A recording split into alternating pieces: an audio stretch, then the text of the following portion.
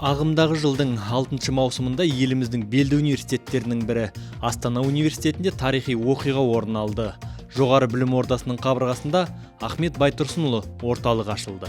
Орталықта ашуға Қазақстан бойынша Алаш тақырыбын терең зерттеп жүрген ғалымдар, Алаш қайраткерлерінің ұрпақтары қатысты. Сонымен қатар алыс жақын шетелден арнайы қонақтар келді. Мәртебелі меймандар орталықтың жұмысына сәттілік тілеп, өз аттарынан құнды кітаптарды тарту етті. Жылы лебіздерін жеткізді. Ағаға қандай құрмет көрсетсе де ол көптік қылмайды.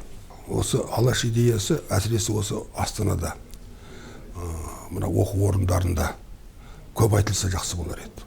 Ахаң атында орталық ашылып жатыр. Мен айтар едім, қазақтың әрбір ауданында Ахаң орталық ашылса да, бұл артық емес. Шын мәніндегі қазаққа риясыз еңбек еткен бірден-бір демей қойып, сол үлкен шоғырдың ең басында тұрған адам, ең шың басында тұрған бірінші тұлға Ахмет Байтұрсын деді. Халық демократиясы қоғамдық қорына мың сан рахмет, Алла разы болсын. Жаңа Жұматай Әдиев ағамыз бастаған үлкен той өткізіп жатыр. Бұл да қазақ зиялыларының, басқа саланың азаматтарының тіл саласына көңіл бөлуі. Ахмет Байтұрсынұлы орталығы ұлттық тіл мен ділге қатысты түрлі мәселелерді зерделеп, жұмыстарды жүзеге асыратын болады. Сондай-ақ Алаш идеясын тұрақты түрде жаңғыртуды да мақсат тұтады. Ахмет Байтұрсынұлы орталығының ашылуына орай Қазақ білімпаздары съезінің 95 жылдығына арналған халықаралық ғылыми-теориялық конференция өтті. Ахмет Байтұрсынұлы мұрасы және Қазақ білімпаздарының тұңғыш съезі атты конференцияның өтуіне халық демографиясы қоғамдық бірлестігі мұрындық болды. Қоғамдық бірлестіктің өткізіп жатқан іс-шараларының ең бірінші мақсаты тілді әрі қарата дамыту. Біріншіден қазақ тілін дамыту.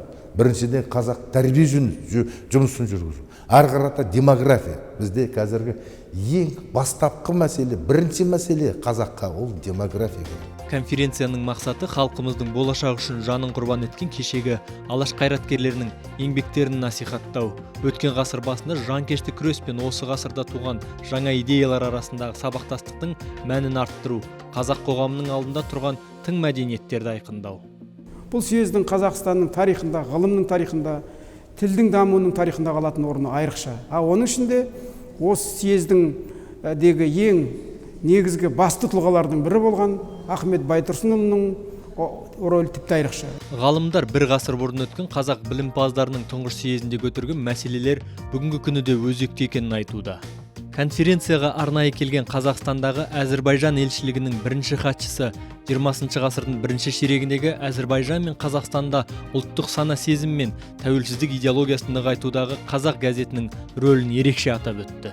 Алқалы жиында Ахмет Байтұрсынұлы және оның тарихи көзқарастары жайлы тарих ғылымдарының докторы профессор Зиябек Қабылдинов кеңінен тоқтады. Тарих деген сөз Ахаңның еңбектерінде кездесе ме? Әрине кездеседі. Ахмет Байтұрсынұлы басқарған білім комиссиясы мен тұңғыш білімпаздар съезінің сабақтастығы туралы Сұлтанхан Аққұлұлы айтты.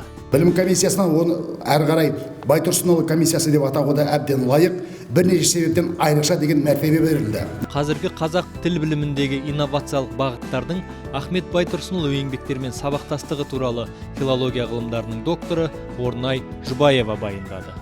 Бәріңіздің назарыңызды аударғым келетіні сол кездегі термин мәселесімен дәл қазіргі нәрсе 100 жылдан астам уақыт өтті, бірақ өзектілігін жойған жоқ. Керісінше жандана түсті, ұшқындай түсті дегіміз келеді. Халықаралық конференцияда 20 ғасырдың бас кезіндегі қуғын сүргін және ұлт азаттық қозғалыстарды зерттеу мәселелері де қарастырылды. Осы бағытта 10 жыл көлемінде еңбек етіп келе жатқан украиндық ғалым Петр Токарьдің баяндамасы көпшіліктің көңілінен шықты. Келелі кездесуде Қазақстан Халқы Ассамблеясы төрағасының орынбасары Шерзод Пулатов жиналған қауымды Ахмет Байтұрсынұлының салған жолының негізінде тілге құрмет көрсетуге шақырды. Филология ғылымдарының докторы Шапағат Жалмаханов Ахмет Байтұрсынұлын тек қазақтың ұлы ағартушысы деген ұғым қате екенін алға тартты. Ғалымның айтуынша Байтұрсынұлы күллі түркі тілдес халықтың ұстазы. Ахмет Байтұрсынұлының қазақ тілі оқулығы, қазақ тіліне сауат ашу арналған оқулықтары 1924 жылға дейін Қарақырғызда оқулық ретінде қолданған.